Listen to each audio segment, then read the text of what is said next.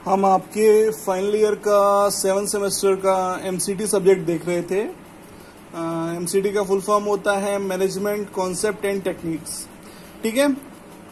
पिछली क्लासों में हमने देखा था बेसिकली कि प्लानिंग होती क्या है ना।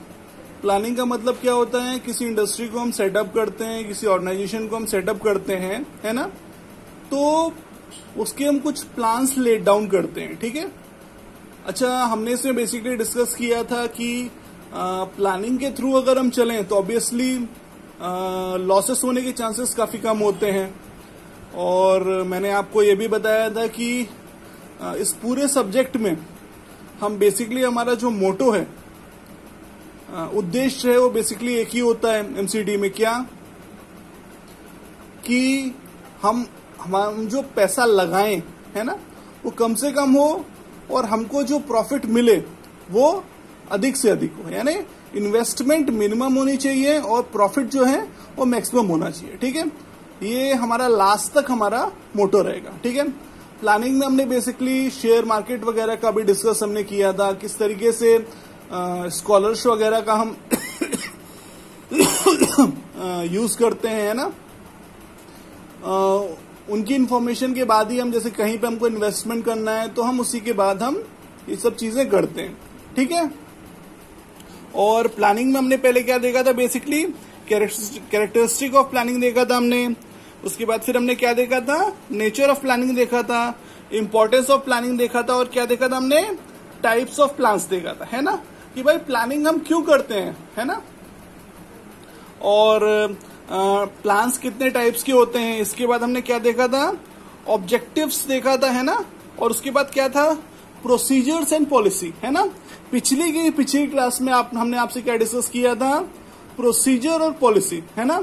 तो हमने क्या देखा था कि प्रोसीजर जो होता है वो वेल डिफाइंड होता है ना। जैसे कि आपकी इंजीनियरिंग में आप जब कोई प्रैक्टिकल्स करते हैं, कोई एक्सपेरिमेंट्स करते हैं, है ना, तो वो वेल डिफाइंड होते हैं। वेल डिफाइंड कैसे, अगर आप Na पॉजिटिव और Cl निगेटिव को आप जोड़ेंगे तो NaCl बनेगा, है ना।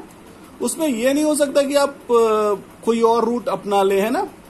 जो पहले से डिफाइंड है आपको वैसे ही चलना पड़ेगा, है ना, तभी आप उस रिजल्ट तक पहुंच सकते हो। ठीक है। लेकिन पॉलिसी के बारे में हमने क्या डिस्कस किया था कि पॉलिसी जो होती है वो हमारी फ्लेक्सिबल होती है ना, वो हालात के हिसाब से हम, जो हमारा मैनेजर है वो चेंज कर सकता है। ठीक है। इसके बाद पिछली क्लास में हमने डिस्कस किया था कि characteristic of a good procedure क्या होता है ना, कि एक अच्छे प्रोसीजर का कैरेक्टरिस्टिक बेसिकली क्या होता है। तो उसने क्या क्या देखा था कि वो फैक्ट्स पे बेस होना चाहिए, है ना, ऐसे ही तुक्का नहीं मार देना है ना, कि कुछ भी हमने अंदाजा लगा दिया। अगर आप ऐसा करेंगे तो आपके लॉस होने की संभावनाएं बहुत ज्यादा होंगी। जो कोई भी आप प्रोसीजर अडॉप्ट करते हैं वो फैक्ट्स पे आधारित होना चाहिए कि हाँ ये सच्चाई रही है। ठीक है। दूसरी बात, वेल बैलेंस्ड होना चाहिए। तीसरी बात, अपडेट करते रहना हमारे प्रोसीजर को बहुत जरूरी है। अगर कोई नया सिस्टम ऐसा आ रहा है, ठीक है, जिससे कि हमारा टाइम भी बच रहा है, हमारा एक्सपेंडिचर भी बच रहा है, तो उसको हम अपडेट करते जाएं, है ना। और लास्ट चीज इसमें हमने बेसिकली क्या देखी थी कि कम से कम लोगों तक वो पहुंच पाए, है ना। मतलब मेन जो उसका है वो मैनेजर्स के लेवल तक होना चाहिए। ठीक है। इसके बाद अब आज हम देख रहे हैं इसका रूल्स। ठीक है, स्टार्ट करते हैं।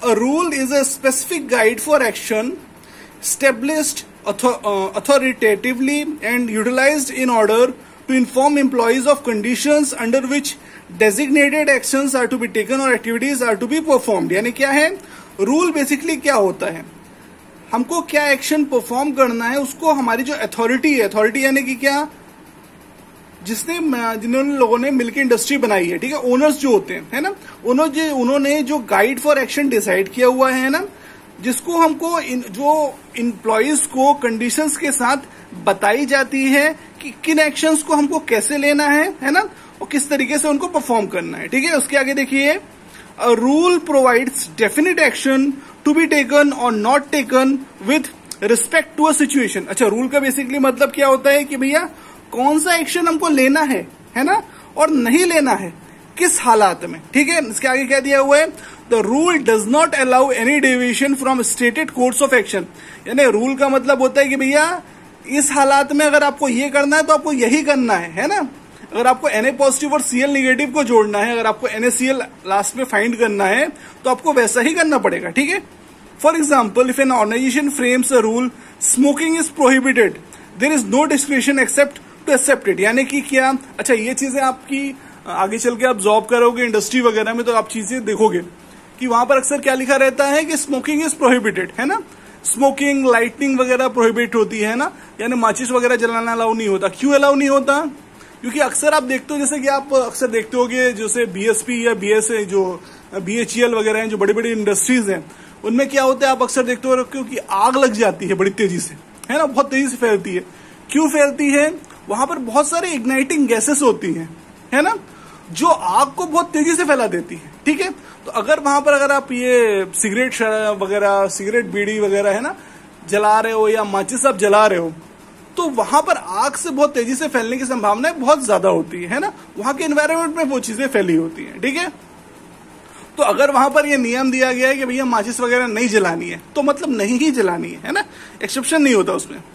इसके बाद क्या दिया हुआ, a procedure can be looked upon as a sequence of rules, a rule may और may not be part of a procedure, है ना, but if somebody violates it he may be penalized according to a certain set of procedure. यानी कि अगर आप नियम तोड़ते हो, है ना, किसी भी इंडस्ट्री में, तो उसके ऊपर आपके ऊपर कोई ना कोई पेनल्टी लग सकती है जो पहले से डिसाइड होती है। This rule does not prescribe a time sequence for an action whereas procedure does so. अच्छा, प्रोसीजर में हमने बेसिकली क्या देखा था, रूल में ये दिया नहीं रहता कि भाई इस चीज को आपको कब तक करना है ना, लेकिन प्रोसीजर में ये चीज डिसाइड होती है। जैसे कि आप आपके इंजीनियरिंग में आप एक्सपेरिमेंट्स करते हो, ठीक है, तो उसमें डिसाइड होती है कि भाई इसके बाद ये होना है, इसके बाद ये होना है ना, और इतने टाइम के अंदर आपको नेक्स्ट एक्सपेरिमेंट परफॉर्म करना है। ठीक है, तो वो सब चीजें उसमें बाकायदा डिसाइड होती है। रूल में ये नहीं दिया होता कि आपको अब तक में वो चीज करना है, टाइम लिमिट जो है बेसिकली नहीं होती है ना। उसके बाद क्या दिया है, the rules also perform the function of communicating the obligation of the officials in the organisation. अच्छा, रूल्स बेसिकली क्या करते हैं, जो हमारे जो ऑर्गेनाइजेशंस के जो हेड होते हैं, है ना, वो उन्होंने जो भी नियम वगैरह बनाए हुए हैं ना, उसको आपके जो नीचे के बंदे होते हैं, नीचे के जो मेंबर्स होते हैं, उन तक कम्युनिकेट करना, यानी जो एम्प्लॉयज होते हैं उन तक उस चीज को पहुंचाना। Usually rules are given more deliberatory than orders and thus the statement of obligation they explicate can be taken to the definite. यानी अक्सर क्या होता है कि रूल्स जो होते हैं वो ऑर्डर तक नहीं होते हैं एक तरीके से, है ना। ऑर्डर जो होते हैं वो एकदम डिफाइंड होते हैं कि हाँ, रूल्स को थोड़ा बहुत उसमें फ्लेक्सिबिलिटी हो सकती है, ऑर्डर्स में नहीं होती है। ठीक है, इसके आगे नेक्स्ट टॉपिक अपन देखते हैं, मेथड्स।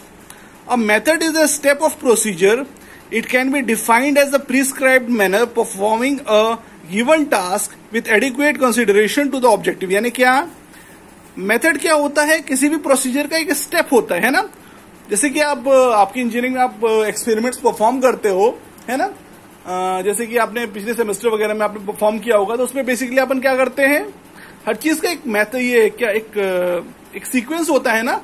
फर्स्ट में आपको क्या करना है, सेकंड में आपको क्या करना है, थर्ड में आपको क्या करना है, कम से कम 10 या 12 पॉइंट में हर चीज में किसी भी एक्सपेरिमेंट में एक सीक्वेंस होता है ना।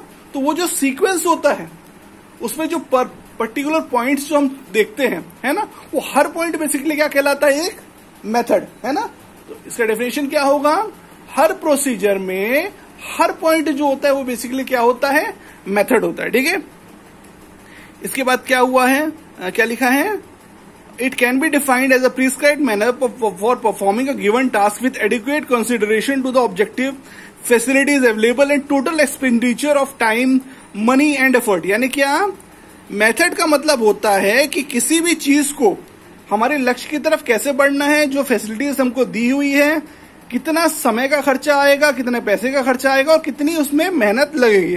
दस a method specifies how a step of procedure is followed. यानी मेथड का क्या मतलब होता है कि हमको हमारे प्रोसीजर को पूरा कैसे करना है ना, खत्म कैसे करना है। A method is normally confined to one department and frequently to the efforts of one individual engaged in the specified work. यानी मेथड अक्सर क्या होता है, किसी एक खास डिपार्टमेंट के बारे में होता है और कोई खास एक बंदा ही उसको कर रहा होता है, उसी के ऊपर वो चीज स्पेसिफाइड होती है। This method is more limited as compare to a procedure. इसीलिए जो मेथड होता है वो अक्सर क्या होता है, लिमिटेड होता है, किसी एक खास बंदा जिसको परफॉर्म करता है उसी के बारे में होता है। लेकिन प्रोसीजर जो होता है वो लिमिटेड नहीं होता है ना। ये आप डिफरेंस इसमें देख सकते हैं दोनों में, है ना। Analysis of methods shows that greater output is achieved when the task is carefully defined, performed in a definite manner and with a definite period of time. अच्छा, मेथड का बेसिकली फायदा क्या होता है, हमारा आउटपुट जो है वो अधिक से अधिक आए। अच्छा, इस सब्जेक्ट के विषय में मैंने आपको ये चीज पहले भी बोली थी कि हमारा कि ये शुरू से लेके एंड तक आपका एक ही मोटो रहेगा, वो क्या कि आपका प्रॉफिट जो है वो अधिक से अधिक आना चाहिए, ठीक है। तो इसमें भी जो बेसिकली रहता है कि मेथड अगर आपका वेल डिफाइंड होता है तो उससे क्या है, आउटपुट यानी कि वही प्रॉफिट हमारा बेटर आना के चांसेस ज्यादा होते हैं। Various techniques available for method improvement are time and motion study, work simplification and work standardisation. अच्छा, मेथड्स को बेटर करने के क्या क्या तरीके होते हैं भाई, वर्क को सिंप्लीफाई करना, है ना। सिंप्लीफाई करना यानी कि जो एम्प्लॉयज हैं अपने, उनको भाई उस चीज को सिंप्लीफिकेशन तरीके से उसको बता देना, है ना। अगर उसको आप कॉम्प्लेक्स करके रखोगे तो भाई जो एम्प्लॉय उसको समझ में नहीं आ रहा है उसको करना क्या है, तो प्रॉफिट होने के चांसेस ऑब्वियसली कम हो जाएंगे, है ना। और स्टैंडर्डाइजेशन का मतलब कि भाई ये इसका स्टैंडर्ड है ना, इतना हमको मेंटेन करना है। कोई भी कंपनी जो आप इंडस्ट्री वगैरह में आप काम करोगे तो उसमें आप देखोगे उसका स्टैंडर्ड होता है ना, इतना क्वालिटी हमको उसमें मेंटेन करना जरूरी होता है, ठीक है। तो आज हमने मेथड्स देख लिया, रूल्स देख लिया, है ना, रूल्स एंड मेथड्स, ठीक है। इसका मैं इमेज सेंड करके आपको ग्रुप में आपको सेंड कर दूंगा, ठीक है। Thank you.